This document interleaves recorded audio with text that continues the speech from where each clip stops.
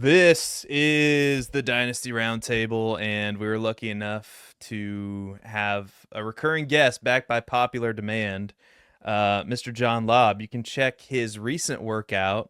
I was just perusing it before the show. I didn't even realize that this was out. But his rookie sleepers, the Scholars 2025 NFL Draft Sleepers article, was published 2 days ago, April 14th, as we're recording this on April 16th. You got to go read it. John's stuff is a must read. You can follow him on Twitter at Gridiron School 91, school spelled SCHOL 91 on Twitter.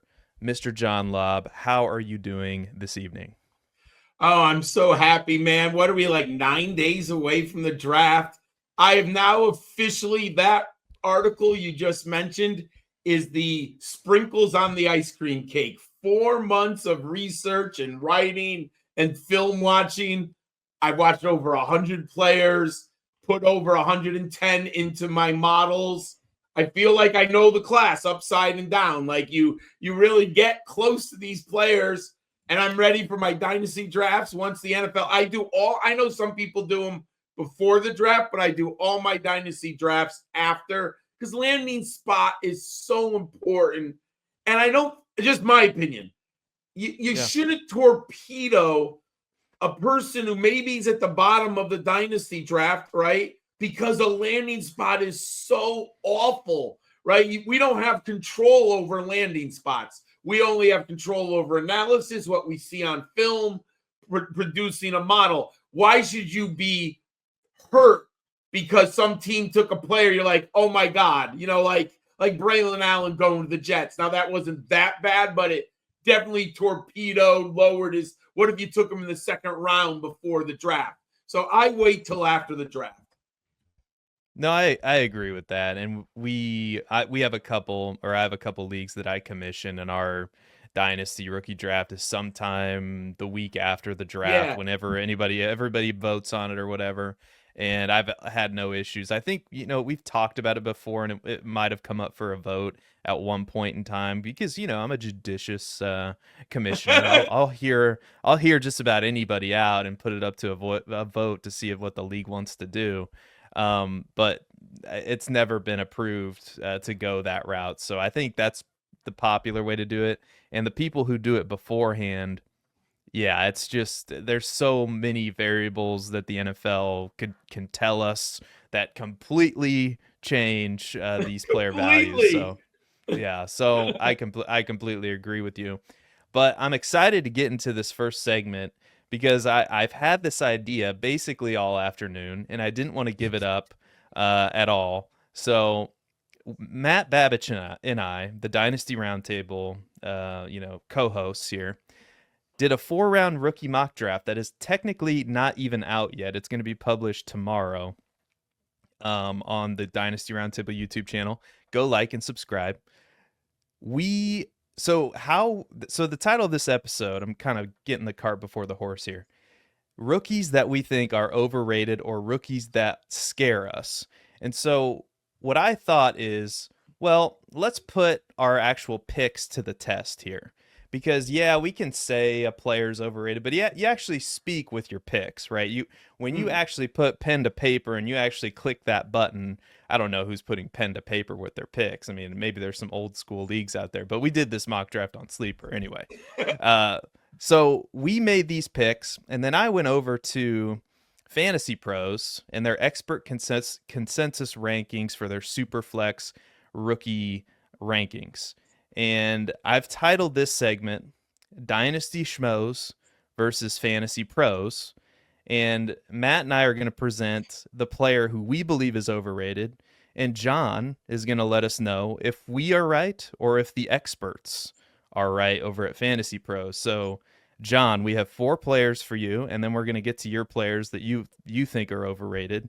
Are you ready to begin the first of its kind? Maybe the last of its kind. I don't know. Maybe this might be a popular segment. It might catch on. It might completely tank. We have no idea. But are you ready for player number 1? I absolutely am. And this reminds me of my classes when I'm like the judge and we have debates and the kids are all trying to have Mr. Laub decide the fate. And so here we go, gentlemen. So this first one, I kind of knew that we would be lower than consensus, but it is Shedeur Sanders. Fantasy Pros expert consensus has him at player number 5 overall in a superflex in their superflex format or their superflex rankings.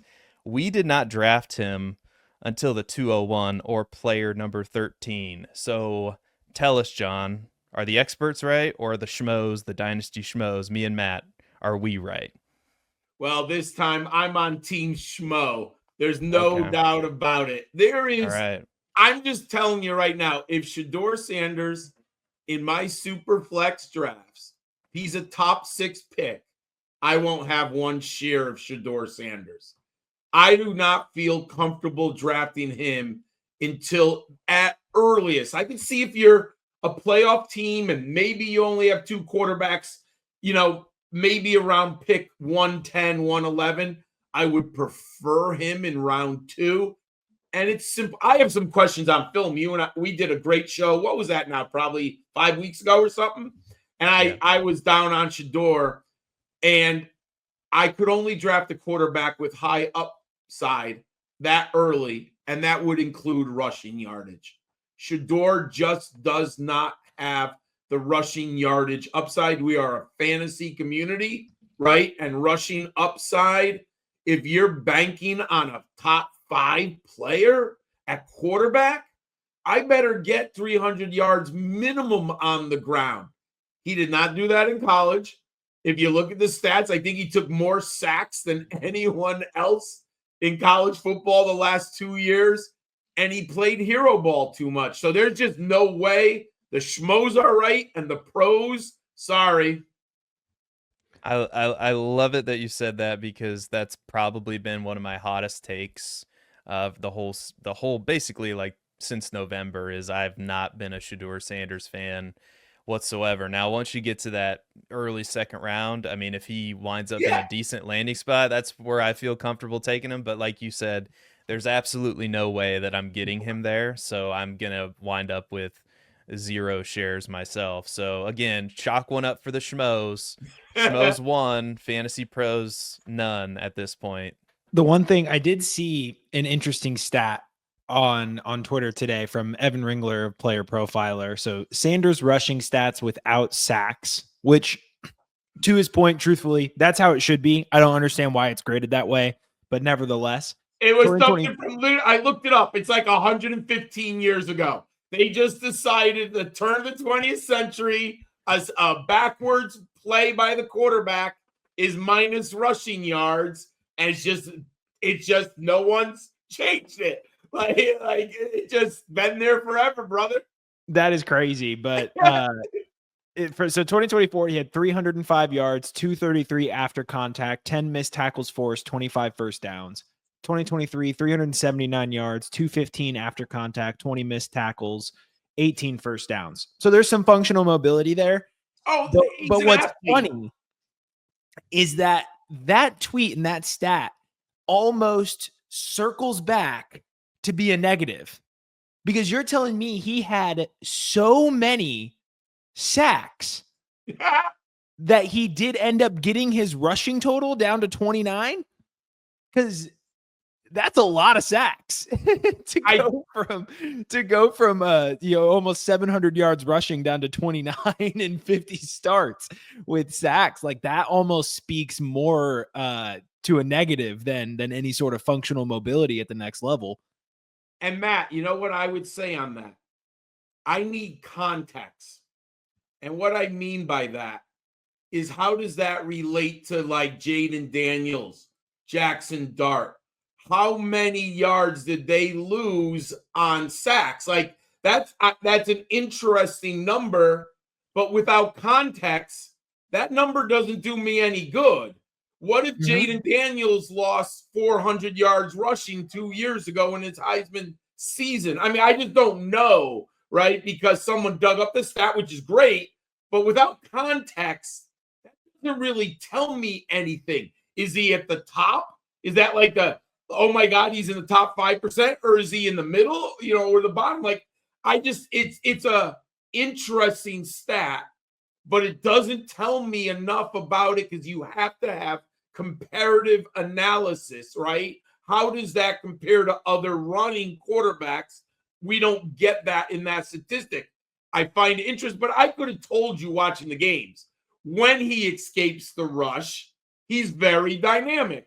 The problem is he doesn't always escape the rush, right? But I told Seth that like 3 months ago or more, and he wanted to crucify me for saying that Shedeur Sanders like could run a little bit. And he's like, well, he's got like 12 rushing yards on the season. Well, you know what, Seth? That's why. But yeah, I mean, he's definitely athletic, but he's not dynamic. And there, one of the things, if you look at the quarterbacks, and I have a model, and it's not, there's not a real lot of sticky stats at the quarterback position other than draft capital. But one stat that's sticky is sacks by the quarterback. If you get sacked a lot in college, you get sacked a lot in the NFL. It is a sticky stat. And if you have an offensive coordinator and you keep taking dramatic losses on sacks, you will be benched at the NFL level. No coach is going to let you go second and 17, third and 20 all the time. And that happened to Sam Howell eventually with the Commanders. He took too many sacks, and that was the same thing that happened to him at North Carolina. But sacks are a sticky stat. Didn't Jane Daniels take a lot of sacks? Not as many as you would think. He did, but like the percentages weren't as often like how often he threw the ball to the sacks, rushing. It was a little yellow flag. It wasn't a red. So I look at it this way. Shedeur Sanders is a red flag. He's screaming, I don't have great pocket awareness or the ability to get the ball out of my hands. Jaden Daniels was a concern. It was a yellow flag. He needs to fix this, and I will give the Commanders coaching staff, and I didn't think Kingsbury could do that well that quickly. He did get the ball out of his hands, and he improved. Yeah, that was an incredible job they did from the get-go. Yeah, they did. They did a great job coaching him. And he learned. He's a willing look. Here's the thing. Jaden Daniels is as a teacher, I know this. He acquires knowledge, and he listens extremely well. And that is such a skill. And there's no question in my mind that he listened to that Washington coaching staff and he learned. Not everyone's willing to do that, but he does it.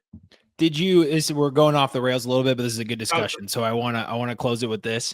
Did you see like how he's been like training with the film room, like even going back to LSU with the VR headset, practicing running plays that were like 1.25x speed and like recognizing defenses, at a ramped up speed so that the NFL game can feel it maybe even a little bit slower when you're he's a willing learner. Matt, here's how teaching sometimes helps me break down players. I have a girl who's so smart in AP, and you have a timer on 55 multiple choice questions, 80 minutes. You know what she asked me? Mr. Laub, can you time me in 60 minutes? I want to beat the clock. And she went out and got like 49 out of 55 right. That's an active learner. That's exactly what Jaden Daniels did. Exactly. Like, I've seen it enough. So when I read that story, I was like, oh, this young man is an active learner. He wants to be better. Just like Tom Brady watching film, Jaden Daniels is just a different generation. They have 3D computer screens, right? I mean, it's literally the same thing Peyton Manning did, just sitting in a film room hour after hour. He's just using 3D visual. That's all. Same exact thing. Love it. All right, we will move on here to player number 2. And Seth and I had an argument over Cam Skattebo last night recording we ended up circling back and realizing that we weren't as far as we normally do. We ended up circling back and realizing we weren't as far off as we thought. It was so funny, John. We were going, because Matt's like, I'm not as big on Cam Skattebo, and it's like, I really like him. And then we looked up where Fantasy Pros had him, and we discovered, well, I guess we both don't like him. Well, I referred to him as Power 5 James Robinson. Because that's kind of how I see him. You know, like I think he can make a wave or two, but I don't see him as a true I don't see him as a true day two guy. Like a lot. I mean, in other classes, in this class, we're getting a lot of day two people. But like I like RJ Harvey over Cam Skattebo personally, as an example. But we have him at 28, and the Fantasy Pros ECR has him at 19 in Superflex, and I think that might have been tight end premium too. Skattebo was player 16 on the crowdsourced keep trade cut, player 16 in the RB6.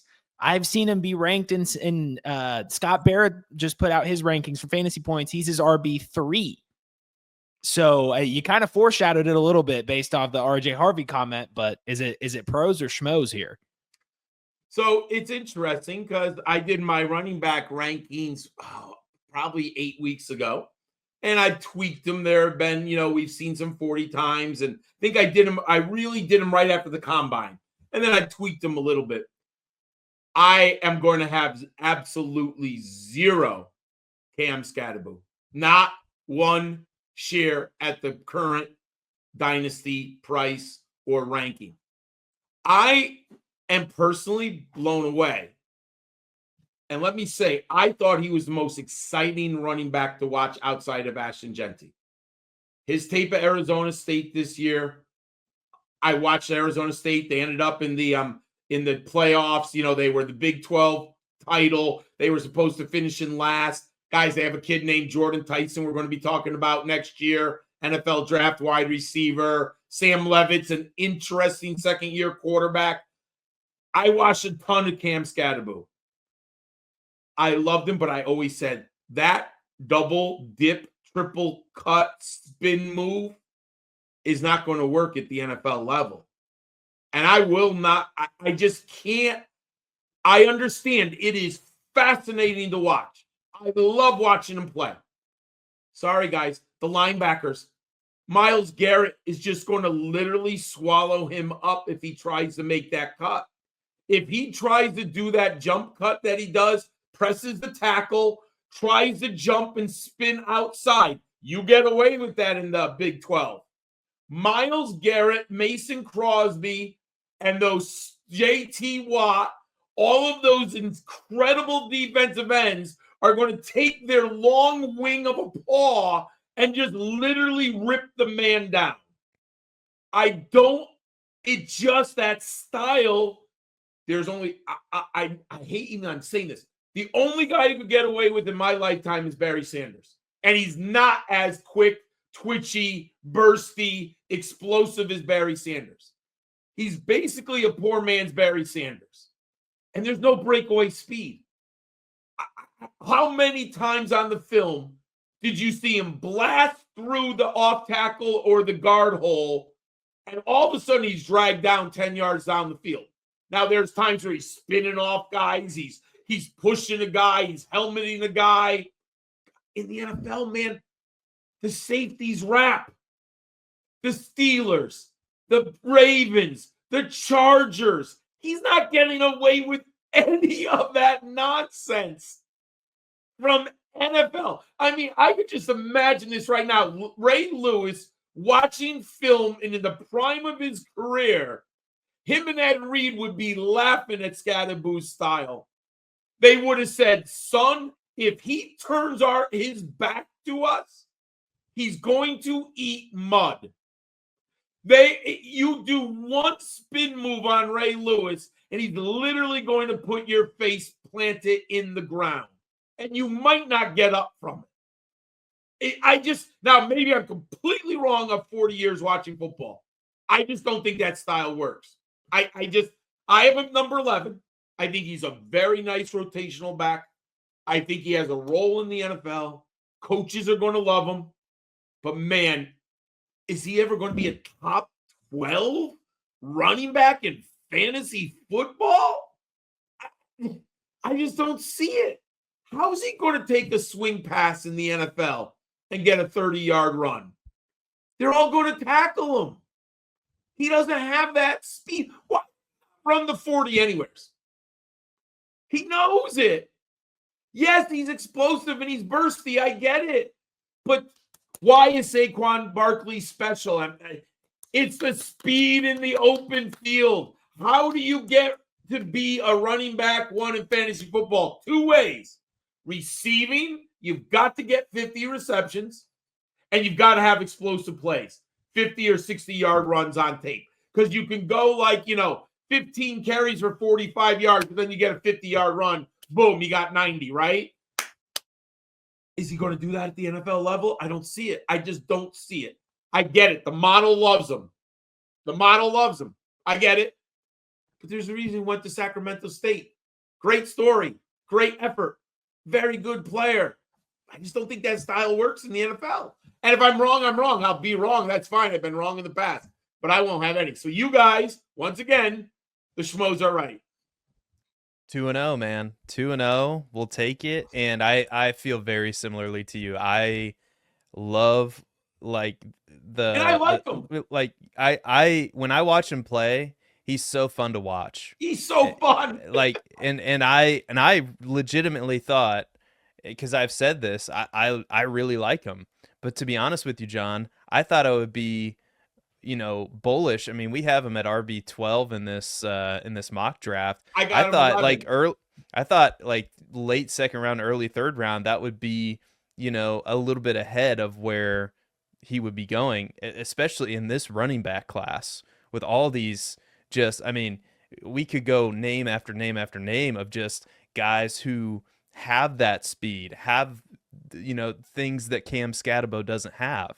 And and I will be rooting for him to succeed. I hope I'm wrong, because I hope I'm wrong too. But I'm very similarly to you at that price at RB6, or if some people have him at RB3, there's just no way. There's just no way I can justify taking him over Quinshawn or Caleb Johnson. And you know why that happened for that particular instance?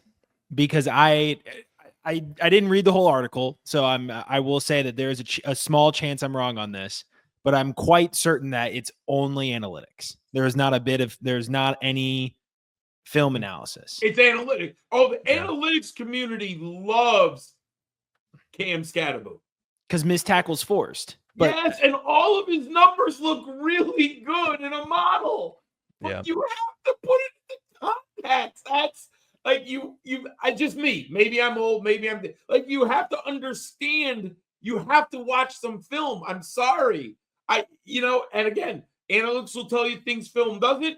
Film will tell you things analytics doesn't. And I think this is like the classic case in my book. No, I mean, it's 100%, because back when I was first getting into Dynasty, I didn't understand that weight distribution yet. So I would see a guy like Denzel Mims, or somebody, a big, tall, athletic receiver who has good numbers. Yeah. But when you actually watch the film and start breaking it down, it's, there's a lot of gimmicky, a lot of screens, a lot of yak, not a lot of separation, design touches. And all of a sudden you start putting those pieces together. And when you start future, you go, oh, wait, I remember all of these guys who couldn't do these things in college, but looked good and failed. And when you just have this big number machine, sometimes you're going to get that. And you got to be able to say Cam Skattebo at RB3. That doesn't sound right. I've seen him. That's the highest I saw him. And most of the time I do see him around 6 or 7 a lot, which to me is shocking. So, I have him at number 11. I'm very comfortable at number 11. I think he's going to have a role in the NFL. Like, it's interesting. I was thinking about this because I read the sheet that Seth sent me. He might be a nice backup to Najee Harris with the Chargers. Let Harris get 75% of the touches. Maybe in a blowout, maybe you bring in Skattebo at the end. Oh, what's that? Is that someone's rankings there? Yeah, this is the post that Scott there. So this is where he has the, Genty, Omarion Hampton, and then Cam Skattebo at player. That's straight analytics RB3. Because my model, if I went only by model, I would probably have him in the top 5. Yeah, no, I Exactly right. I think that's a great breakdown. And so 2-0, we were 2-0, and this is another player that I thought I liked, to be honest with you. And it turns out that I'm much lower, and we are at consensus much lower, or Matt and I are much lower than consensus. And that's Jalen Royals. And if you go look at his game log from this year, like he put up some video game like numbers. Now, granted, some of the competition wasn't the greatest. I mean, I think the best team they played, I guess they did play Utah and USC, but his production wasn't as good. The best game I think he had was against Boise State, where he had It was. I thought it was the best tape. Yeah, 211 receiving yards, 2 touchdowns against, at the time, I think they were ranked in the top 25. I think maybe, anyway, they were ranked somewhere in there. But Jalen Royals, we have at 34, player 34 overall in a Superflex format. Fantasy pros, experts have him at 24, so just inside the second round. John, are the schmoes right or are the pros right? So I'm not trying to wimp out here, but I have him at like number 30, 31. So technically us. Technically, I would give like 75% to you and give them a quarter of a point. Because it's yes, I'm closer to your side of the yes, but yeah, this is bocce ball rules, by the way. We're so 24. I'm okay with him late second round, but I want value. I'm a value seeker. I would not be excited to get him at like pick 23 or 24. If I got him like you at 34, I'd be like, oh, that's a nice value. Because, and if you guys have probably read some of my stuff or seen some stats I put on Twitter, I'm big into the G5 versus Power 4. The percentage of receivers out of the G5 are only 19% become top 3 dynasty assets at wide receiver. So that's wide receivers 1 through 36 in the last 5 years. And that includes Tyreek Hill and Davante Adams, who basically have done it every year for the last 5. So you're looking at ultimate outliers. And you could argue about Tyreek Hill because he originally went to Oklahoma State. If you don't know the story, he had some problems there, ended up at a much lower level. But I do count him because he never really did anything at the P4. But Davante Adams is the ultimate outlier, right? I mean, he comes from Fresno State, sits on the bench for 2 years, then he just absolutely explodes in Green Bay. So I like him, but I'm not going to overpay for him because I don't think that 24 recognizes his floor. And that number says they think he's going to hit his ceiling, but I like to think of every pick as a spectrum, right? Like he could bust and fail hugely. Like that's within his range of outcomes. Remember, he went to Georgia Military Academy. Then he goes to Utah State. He didn't even play a year. And then he busts. I actually was at the game versus UConn. I was literally at his breakout game. And I'm looking on, you know how you get your little roster at the games? Like, who the hell is Jalen Royals? I get home at 6:30. I'm looking him up because I write my college fantasy football waiver wire. So, I mean, he literally has like a 16-game window of production because he got hurt last year. So you're looking at a young man who's got this incredible 16-game window, but it's at the G4. And you said it at Boise State, that game. I watched it because I like to see how they're playing against the best competition level. He had two long breakaway touchdowns. Now, he ran nice routes and he beat the safeties. So I give him credit for that. But in the NFL, that's probably not going to happen, right? Unless it's just a total blown coverage or safety falls or something. But he's not going to do that. Were they good routes? Yes. Did he make the key play? Yes. Is that likely to be replicated at the NFL level? I don't think so. Yeah. That it's funny, you go through this process and it's forcing ourselves to do this, like putting players in order Yes. basically tells us who we like and who we don't like. So that's the whole purpose of this exercise. And going into it, similarly to Cam Skattebo, I would have thought, oh yeah, I like Jalen. He has a lot of upside. Yeah. Great third round pick. But Yes.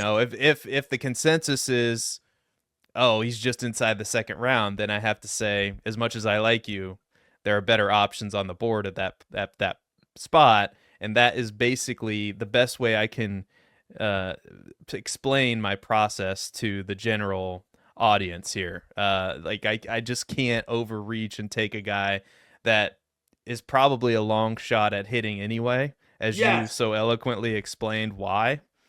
But he does have some traits that we like, and that he could hit for sure if he Yes. lands in the right spot. So again, I think that's the best way I can sum up my position on Jalen Royals and Matt Babich. What are your thoughts here? There's just too many players with tangible upside and more importantly, tangible median projections. On average, what are these players going to turn out to be for my team? And we have, a big group of running backs around that area of 24. See, I think the running backs are better than him there. I couldn't take Royals over any of Dylan Sampson, Ollie Gordon, Brashard Smith, RJ Harvey, Bashul Tootin, Cam Skattebo, and DJ Giddens. Those were all of the running backs that were from, let's see, pick 22 all the way through the middle of the third round. And then even like Damian Martinez, I would take Damian Martinez over him. I would. We have Martinez, then Jordan James, and then 2 players later is Jalen Royals. So those were all the running backs that we have in the middle of the second round that are ahead of Royals. And I think if we just play pure probability, which I told Seth last night, like sometimes I like to just take my opinions out of it and just play probability. And it's what I did last year. I was stuck between Keon Coleman and Brian Thomas Jr. I said, look, probability wise, Keon Coleman, his profile is not going to be a world beater in the NFL. Let's just take someone with a lot of upside in Brian Thomas Jr., something that's tangible. He hit there. Sometimes you just got to say, look, Jalen Royals, it might work out. It's a really nice story, but there's a lot more, there's a lot better probability out there. And an arbitrage. Torrey Holton, Colorado State, same conference, Mountain West. You put them in their model, you are going to be shocked at how much Torrey Holton looks just like Jalen Royals.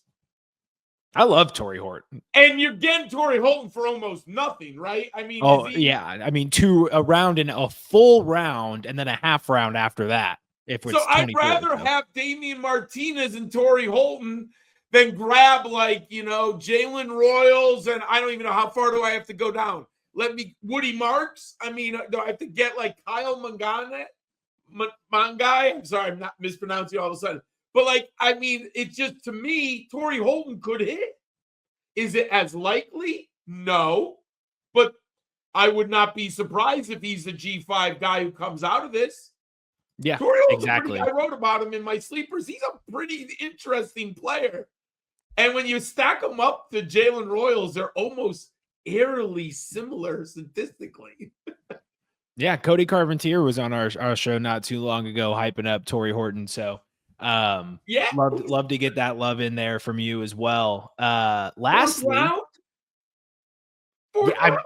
again, and if we're talking about 24 real quick, you could literally have Dylan Sampson and then Torrey Holton instead of Jalen Royals and Taj Brooks. Yeah. I think situation A works out better for you most times, but the last one, this is the biggest discrepancy we have. Fantasy Pros has Isaiah Bond ranked at 29, and we have them ranked at 40.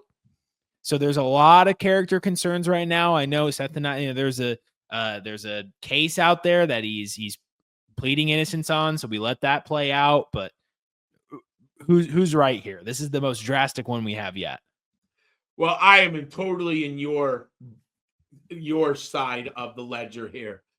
I've been dropping bounds slowly over this process. Obviously, I know he was injured, but I didn't like how he closed the season for the Longhorns. We saw Matthew Golden take over. Part of it was because of the injury. So I give him a little deference in that. I understand why the numbers are down, but he wasn't that. He was supposed to run the 4.29. It was Golden who ran the 4.29. So if you're telling me a guy who I didn't love on film, and then all of a sudden he doesn't, what's he run, a 4.44 or something like that? Let me see what I got him in my 4.39, which isn't bad. It's better than I remember. But it's not like, oh my God, like Golden was, oh my God. Like I did not expect that at all when he ran it. And when I have to be honest, when you look in the model at Isaiah Bond, he's not overly impressive from a production or analytical standpoint. He's just not. I mean, there's two big red flags in my model. So they're not yellow. I say there's green lights. Like Ashton Genty's just green lights. Every model, everywhere you go. Green light, green light, green light. Yellow lights are concerns, but you can still be successful. He's got two red lights that I'm really kind of a stickler on. One, Team Aerial Dominator was never above 12%. That's 12% is tight end category. I mean, that's for allegedly a great receiver. That's really bad. And receiving yards per team pass attempt is somewhat of a sticky. I'm kind of into this. My benchmark is 2.5. He's got a 0.99. 0.99. Like Jalen Royals is 2.48. That's within the margin of error. Torrey Holton is 2.27. I mean, he's 0.99. That's a screaming red flag. So, and I don't know what happened off the field.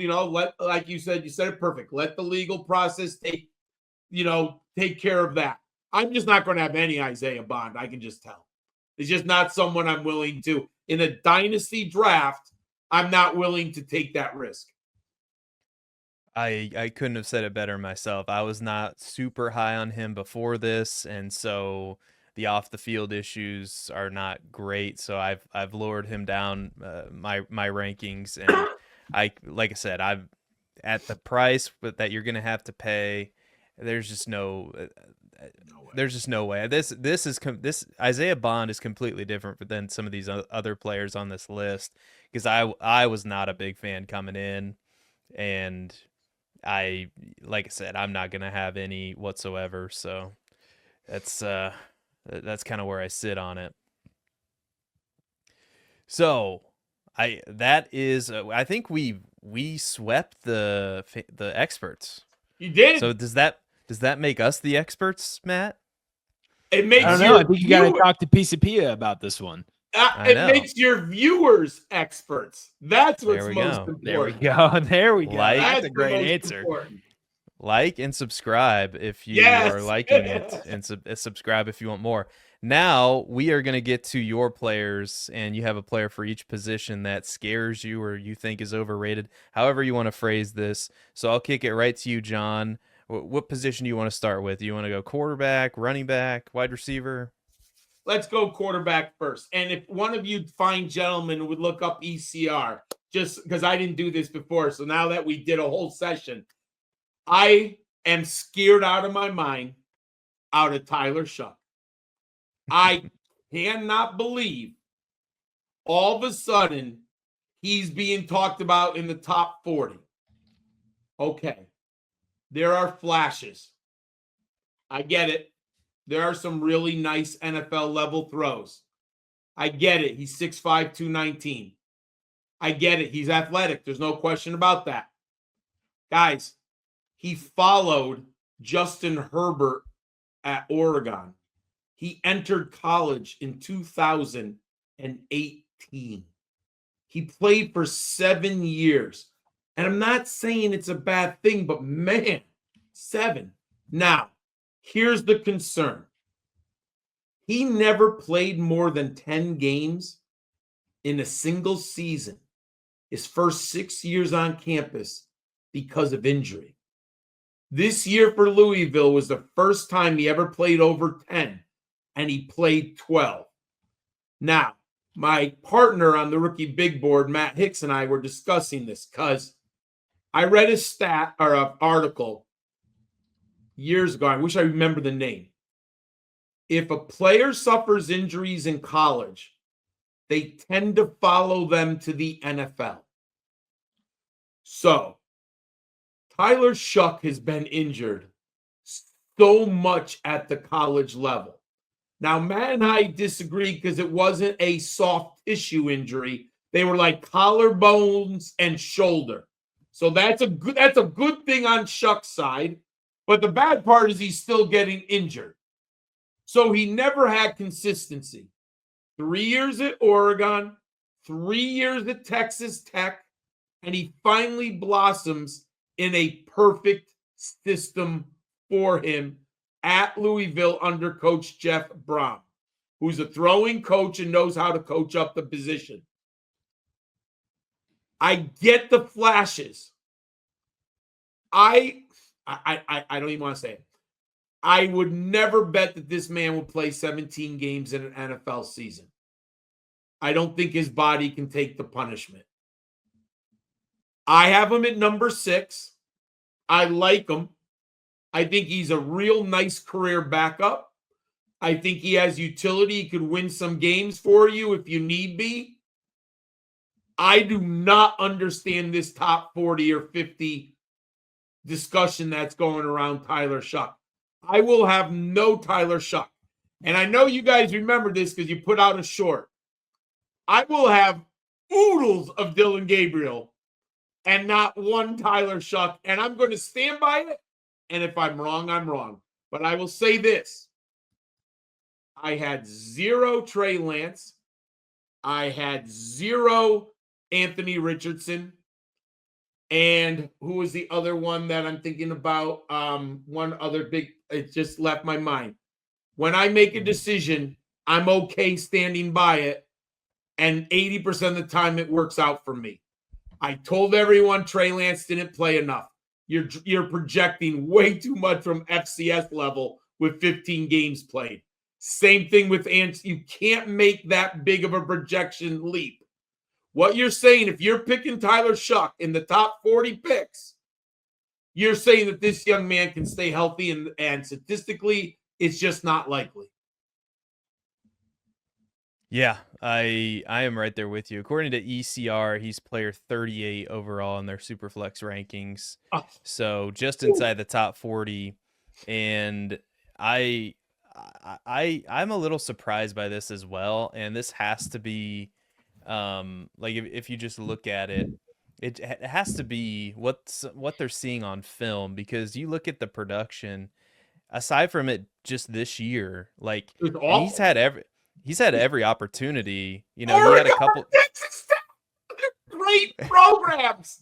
like he's had oh yeah, and he's had every opportunity. I mean, 2 years at Oregon, 3 years at Texas Tech, never threw for more than 1,600 yards. And really, like if you just break it down, even the completion percentages, I mean, in a year where he's had to throw over 100 pass attempts, Mitch even Trubisky. this past year. That was the third Mitch one. Trubisky. I've never had a single share of Mitch Trubisky. Yeah, I wish the Bears never had a single share of Mitch Trubisky.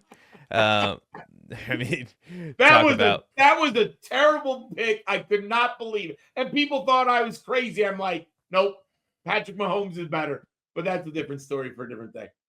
Yeah, tell me about it. I was just a quick story. I was in a parent-teacher conference because in a previous life, I was also a teacher. I was a teacher for 9 years, and I had the NFL draft pulled up, and I saw that they were trading up, and I thought at the time, because you remember, I thought they were going to take Deshaun Watson, because I think if you would have put a fan in charge, that's who they would have taken. They would have taken the guy who won national championship.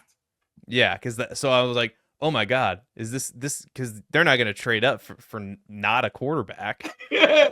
And then and one of the most stunned silences. I was just watching it. It was perfectly timed in between parents. Mitchell Trubisky. And I just thought, what? Why? Well, and I guess we have to get on board with this guy. When I couldn't believe it when Deshaun Watson and Patrick Mahomes were on the board. Now I would have taken Deshaun Watson. That's no, I would have yeah. too. I was honest. Hey, my mistake, but I had Watson, Mahomes, Trubisky. That was my order in that class. Yeah. So anyway, that's being a Bears fan, man. What do you know? But yeah, ECR, they have to be looking at something on film, I guess, because man, like even this past year, the completion percentage 62.7% is not great. It's and his touchdown to interception ratio is not 59-23. That doesn't hit my 3-1. His passing efficiency is okay. I want 155. He's 147.7. And people call him a gunslinger, but his yards per attempt over his career is 8.2. Here's what's crazy. Just Dylan Gabriel is 8.9. Tyler Shough is 8.2, and Tyler Shough supposedly has the bigger arm. I mean, look it. Does he probably, sitting in his underwear, throw it 45 yards down the field better? Sure. But that's not NFL football. There's other aspects of NFL football. From 2020 to 2023, he threw 17 interceptions in 23 games. That's crazy. If I read that about any prospect and I was like, and he played 2 more years outside of that, no, I'm good. Thank you. The 27-year-old or however old he is, but by the time you're 25 and in your 7th year of college, you're processing things that these 18-year-olds, like he's 7 years older than some of his competition.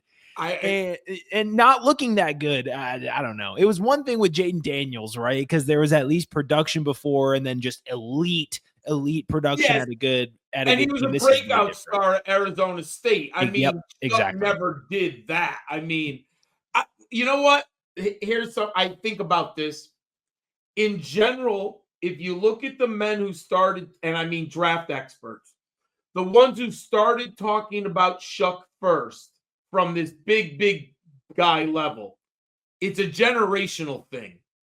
And I'm an outlier for an old man. I saw Deshaun Watson, and I was like, this kid's too good. I just seen the game evolve at the college level. I think you have a lot of old-time scouts and old-time thinkers, and Shough literally looks like a 1998 quarterback. That he's Trent Dilfer, Drew Bledsoe, Eli Manning, they're stuck on this stereotype of certain things they're looking for, and he pops it. All of a sudden they look, I've seen this guy succeed 30 years ago. The problem is it's 30 years ago. And then we've evolved. I thought we evolved as a community, but I just don't see it. And I never will say this: when you watch a great quarterback, and I'm talking NFL great, and I don't think people understand what it means to be NFL great, right? Watch college football. I thought Kellen Moore was great at Boise State. He was an NFL quarterback. I've learned this over the years the hard way. You should say to yourself when you're watching a game, at least once, holy shit, that's a big boy throw. And if you don't say that, and before this year, I never said that about Tyler Shough, and there was probably only a couple times this year. Yeah, no, I'm right there with you. Let's move on to your running back. Let's go to running back. Who scares you at running back amongst the rookies? Well, we did Cam Skattebo, so I'm going to go on from there. I mean, we'll just skip. I don't want to repeat ourselves there. My biggest fear is Brashard Smith, and I like him. This is going to hurt Matt Babbage. No, it's going to be very fair because it's probably going to be a lot of the concerns that I have. I have him at 14, but there's a wide range of outcomes with Brashard Smith. Now, I tend to have him ranked right now at his ceiling. I do think he could be a really nice 40% of the snaps, 4 or 5 receptions every week, 8 touches in the ground game, special teams contributor, right? So I see the utility and the upside, but his BMI is very low, 27.8. That is a problem. He still looks like a receiver even when he runs. A lot of his, and I love his vision for a guy who just, if you don't know, everyone, he was a wide receiver, went to SMU, plays running back for the first time. His vision for a young man who just started playing running back is spectacular. But when he gets in the open field, he still looks like a wide receiver and a punt returner.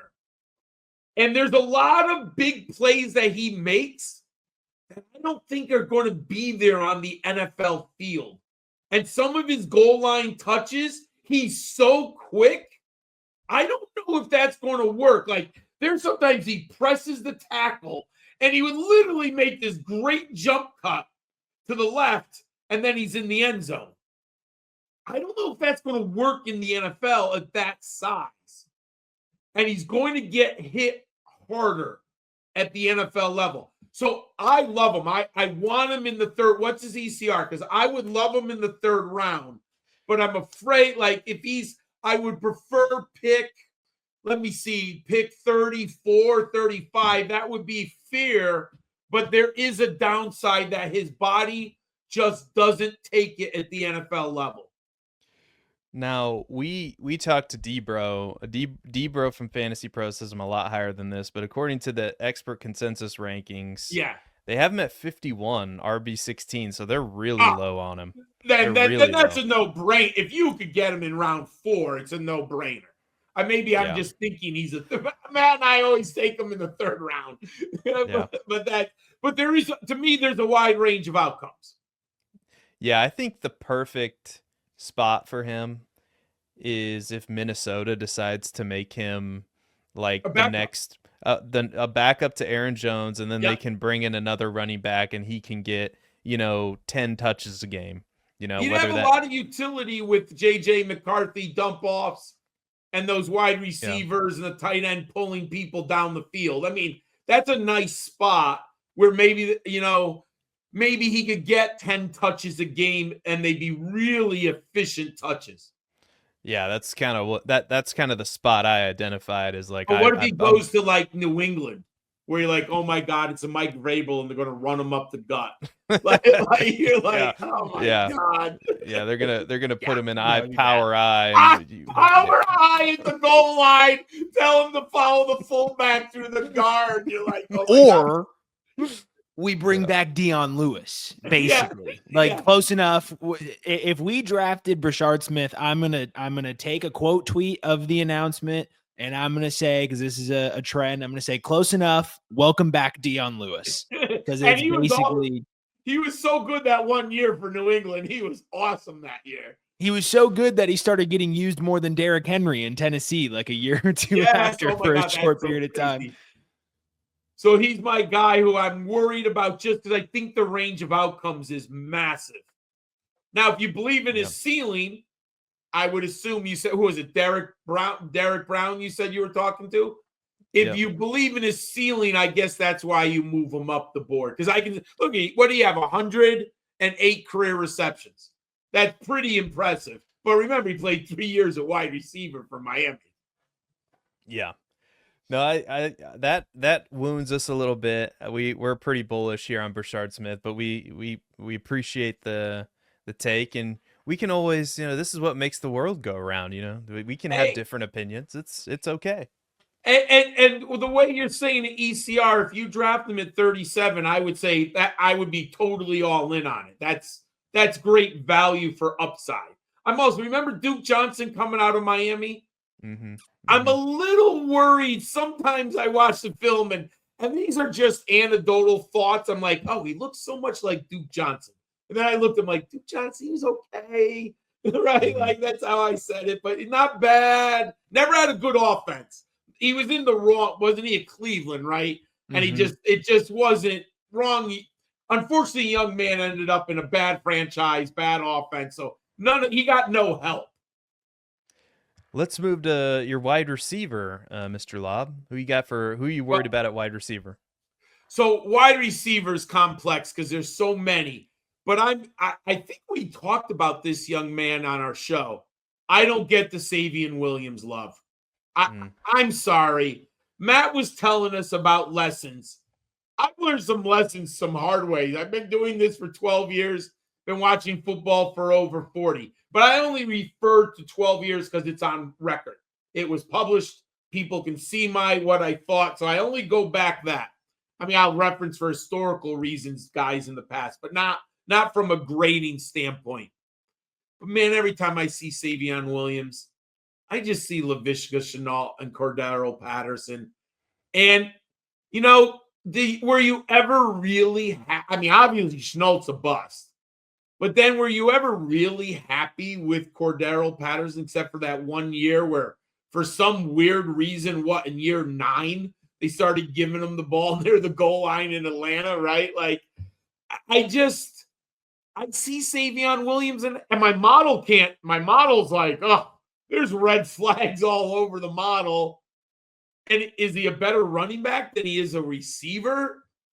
And I've heard some disparaging things about Savion Williams in the film room. Let's just leave it at that. I just have so many red flags in my model, so many things I read about. I get it. The athleticism and size, 6'4", 222, I get it. But guys, this is Dynasty football. Am I really comfortable taking Savion Williams in the second or third round of my Dynasty draft and thinking he's going to pop? No way. I was listening to someone today. I think he has Savion Williams in the top 8. I was like, if the NFL takes him in the second round, I'm like, good for you, man. There's just no way I'm taking him there. Because the range of outcomes, he could be washed out of the league in 2 years. If he falls flat on his face, that's a bust written all over it.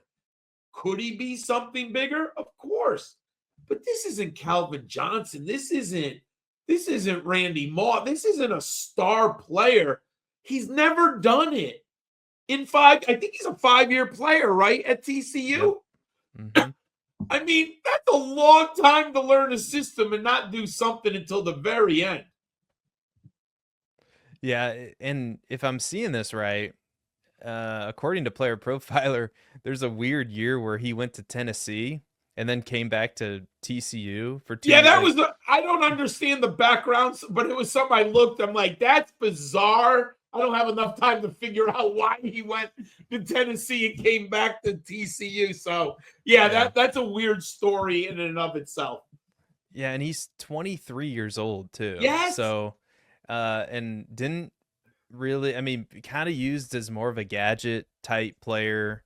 And this is what I hear from the pro Savion Williams people. Yes. Oh, just use him as kind of like a Deebo Samuel like player. It's like, do you realize how athletic Deebo Samuel was? Do you realize Deebo I don't know. was good in South Carolina?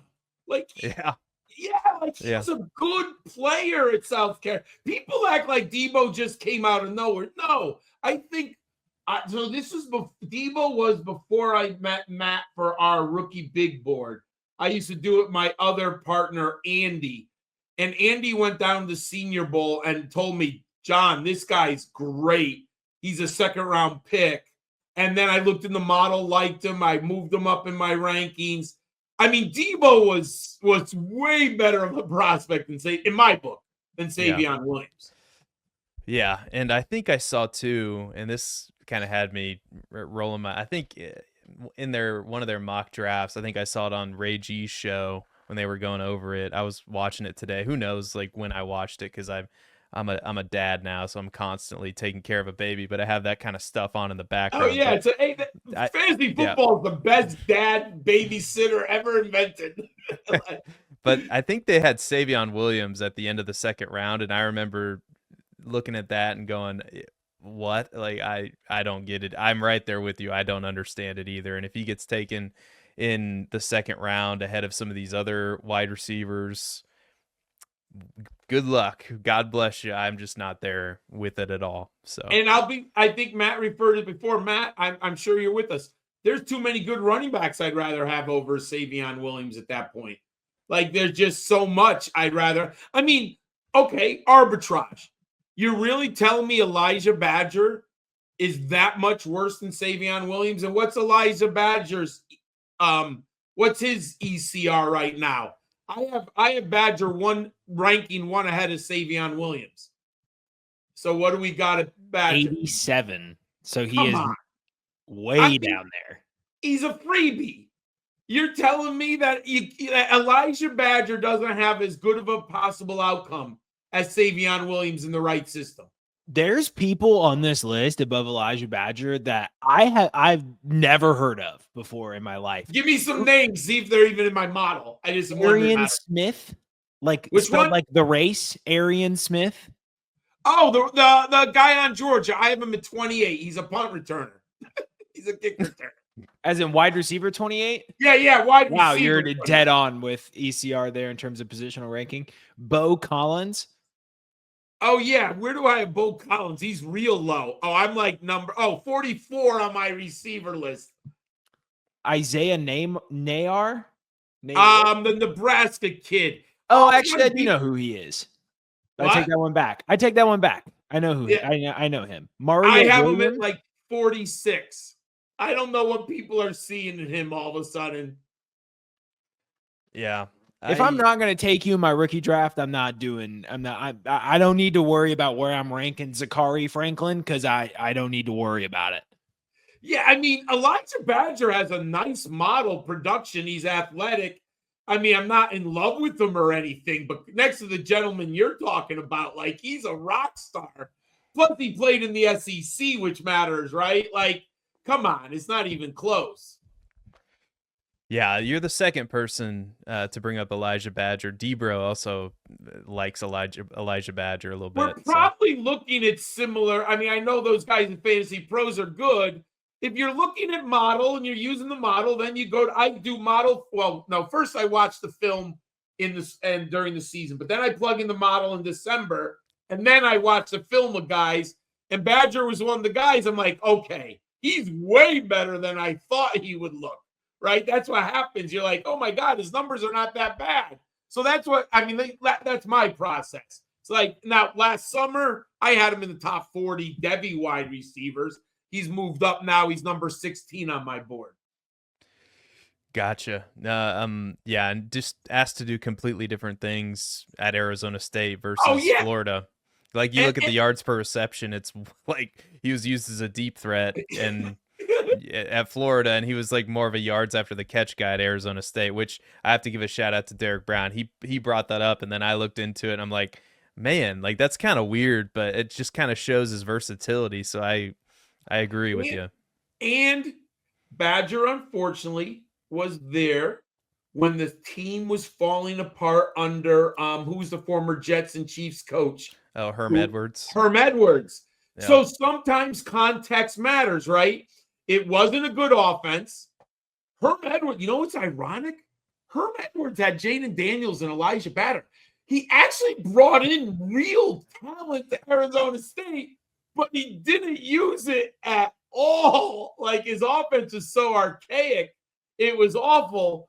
But yeah, so some context matters when you look at Elijah Badger. What if he had gone to Florida 2 years and he had 2 years of tape at Florida? He might be a better prospect.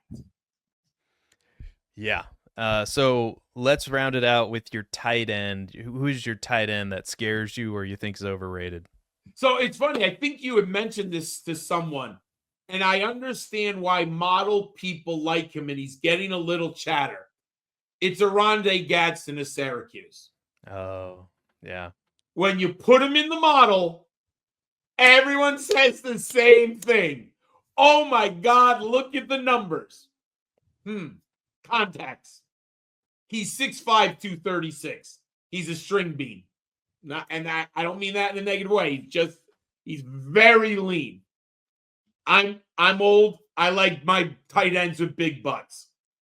So what? And I watched way too much Syracuse football.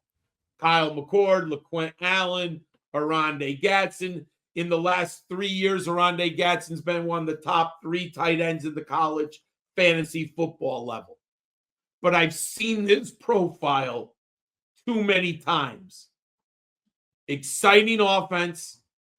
They put him at tight end because he's not fast enough for the wide receiver. He's not fluid enough for wide receiver. But when you play him in the slot, you play him at the inline, he's so big and so fast for those safeties that he just eats them up at the college level. And I see people posting about him. I just say, unfortunately, I call it the tweener. He's your classic tweener. I've seen this profile time and time and time again at this tight end position. Could he be the guy who breaks the mold? Of course. But I'm definitely not betting on it unless it's late in the draft. But I see people talking about him all the time. And I believe the analytics community is higher on Oronde Gadsden than the NFL community is. Gotcha. I will not lie to you. I'm probably ahead of consensus on Oronde Gadsden because I've looked at some film, but I look at it from a more of an analytics perspective. So that's probably why. He's great from an analytics perspective. Yeah. I mean, what's there not to like? His PFFA dot sky high. His team aerial dominator is impressive. Receiving yards per team pass attempt is impressive. But man, he's just a tweener. He's going to get eaten up at the NFL level. Yeah, I have to consider that when I make my final adjustments here. Gadsden is the tight end 8, player 59 according to ECR, and I would imagine I agree with you. I think there's some steam on him, so I would imagine once. This is most people come out and they find guys. They look at this guy. So you see it all over Twitter, and he seems to be getting like steam in the community. Yeah, he definitely is. So I think here in the next week, his name's probably going to go up that list, I would imagine. But that we did it. We got through. We gave 8 players, rookies that we feel are overrated. We gave 4, then you gave 4. You said, John, that you had a bold prediction that you wanted to share with us tonight. So why don't we end the show with that? I'm excited to hear what you have to say. And you could take this in any direction you want to go. The NFL draft's coming up here in a week. I mean, grown man Christmas. That's what I call it. This is my grown man Christmas. I mean, yeah, we don't. You get to a certain age, you don't get any presents really at Christmas. You're just giving them to your kids. But you just get to sit down on the couch, maybe a cold beverage at 7 p.m. on that Thursday night. Personally, I like day 2 better than day 1 because I'm a fantasy guy, but I understand everybody likes round 1 of the NFL draft. Grown man Christmas, and the best part is it's 3 days, and we get, if you're a sicko like us, you like the day 3 stuff too. So anyway, can't wait for grown man Christmas. But John, bold predictions around the NFL draft. Take it away. 2 teams that we all are salivating about for round 1 running back. Both Dallas at pick 12 and Denver at pick 20 bypass running backs in the first round. They're going big boy. The Cowboys are going offensive line. Look at what they've been doing all these years. They built the line. Their offensive line isn't very good right now. Look at what Sean Payton has done career-wise when he was at New Orleans. He's going to draft big on the defensive side. They need a defensive end who can pressure the quarterback. They have good defensive tackles. They have speed outside linebackers. They don't have that big body, that 290 defensive end who can anchor. I'm predicting Dallas and Denver bypass running back. Everyone's going to freak out, like literally freak out. Then only one of the teams is going to draft the running back on day 2. Not both. One of them is going to even scare us more. And the team that bypasses the running back on day 2, they're going to double dip on day 3. So let's imagine Dallas will, and this is just such a Jerry thing. He'll draft in the 4th or 5th round. He'll draft Ollie Gordon and Brashard Smith. I was gonna say Rocket Sanders and Jaden Blue There you as you started talking. Right, his Arizona Razorbacks, but I mean he's in Texas, so he's watched Brashard Smith on film, and he definitely watches Big 12 football down there. He's gonna say this is our Zeke and Tony Pollard right here, and everyone thinks Denver, but now that's my bold prediction. Everyone's going to be freaking out. Yeah, and I could see it. I mean, and do you, real quick question for you. Yeah, go ahead. Yeah, I think there might be some substance to this. Do you think that there are so many quality running back prospects in this draft class that teams are going to think, well, we have 3 or 4 guys that we have ranked very similarly here. We'll just wait until the late day 2, maybe even day 3 to get our guy, and he's probably going to be there. Is there any, what do you think about that? Seth, I've been thinking about this all the time because everyone's talking about the running backs. I think at least 2/3 of the organizations have already decided there's no way they're drafting a running back on day 1 or 2. They're going for what you said, Seth. Let me dip into the running back later because I can find a guy. You had alluded to him. I wrote about him in my Sleepers article. How about Taj Brooks in the 5th round? Beautiful. What about Jarquez Hunter in the 5th round? Why not? Yeah. Like I'm dead serious. Like, why would you not do that? And give me I guess I'm old. I will always draft the big boys. I mean, my son and I talk about this all the time. Man, and it took me a couple of years, but now he's like, Dad, you're so right. Give me the offensive and defensive line. Like, I don't care. Just give me those guys. I'll figure, and of course the quarterback. Let's just throw the quarterbacks like its own unique little argument, right? Just throw everything else. You give me the front 4 and the front 5, and my team will be good.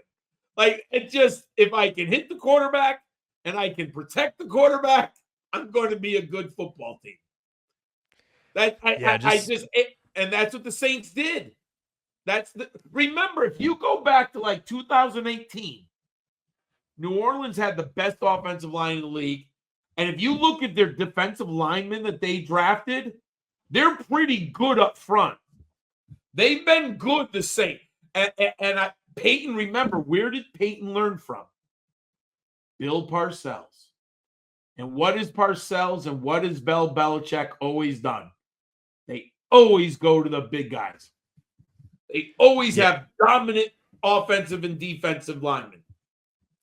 Yeah, that's how you do it. That's the old school way of building a team, and I believe that's the correct way of building a team is from the inside out. Inside out. Yep. So, and that's what the Bears did not do, and there's all these rumors. Trouble. Yeah, that the Bears, and now I'm seeing all these mocks. Oh, they're gonna take Ashton Genty. Oh, they're gonna take Tyler Warren. If I'm telling you, if Will Campbell somehow falls, if Kelvin Banks is there, I know some people think he's a guard. Don't take a tight end, Bears, please. No, don't take please a running back. We need all the trench help we can get for Caleb Williams. Give me the best offensive line on your lineman on your board, and then if you want to take a running back on day 2 with one of those 2 second-round picks, be my guest. Or if you want to wait till round 3, even better. But I think that's what we're like. I think that's going to happen, and I think the takeaway from this, from a dynasty angle, is don't panic when everyone else is panicking, because some of these guys, even if they go on day 3, I mean, I don't know. We had some of these players. I don't know. Have you heard of Bucky Irving, Tyrone Tracy? They could find a spot where they have a pathway to opportunity, and when you see that, and we'll be here to tell you about it. When we see that, that's where you can really find some real value in fantasy football. So I love it. Here's an argument that I learned about a couple years ago when I was doing mock drafting. I said I would have taken Penei Sewell over Jamar Chase. Now, the irony is both have become superstars. You could argue Penei Sewell is the best player in the offensive line in the league. I think he's in the argument of the top 3 offensive linemen. Now the Bengals chose Jamar Chase, and obviously it's worked out, right? I mean, he's a star. But I still would have taken Penei Sewell, and look how different the Bengals offensive line would be. But granted, Chase is a star, so it doesn't. But I always will build from the inside out. That's just how I've studied the game. Look at the Eagles. They take Jalen Carter. Everyone knew he was great. Everyone knew Jalen Carter was great. And no one's taking. You're like, okay, this doesn't make any sense. It was the same thing. Here's my old man. When I saw Warren Sapp falling and the Tampa Bay Buccaneers got him at number 11, you're like, what is going on? I mean, I understand it was marijuana rumors and it was the 90s and all that stuff. But there's a certain point where you're like, okay, these dudes are just too good. Yeah. The modern day version of that's Laramie Tunsil with the gas mask. Yes, yeah. Tunsil's a really good player, right? Yep. Nothing wrong with Laramie Tunsil. Just got traded for a bunch of picks. Well, thank you so much, John, for joining us. You guys can go follow John, and I suggest that you do at Gridiron School 91 on Twitter. You can follow Matt Babich on Twitter at Babich_Matt10. Any final words of wisdom, Mr. Babich? I think the last 75 minutes speak for themselves. All right. Well, click the like button, subscribe to the channel. Oh, and if you want to follow the channel, you can at FF Dynasty Table on Twitter. I think that's the handle. I can never remember it, but you'll find it. We'll post it somewhere. Until next time, man, a week till the NFL draft. Less than a week now this gets posted. So exciting times. Happy grown man Christmas. And nobody cares about Aaron Rodgers. Chase Brown might be in trouble after all. Who knows? And Wiseman for Heisman. We'll get them all in. We'll see you later, everybody. Bye-bye now.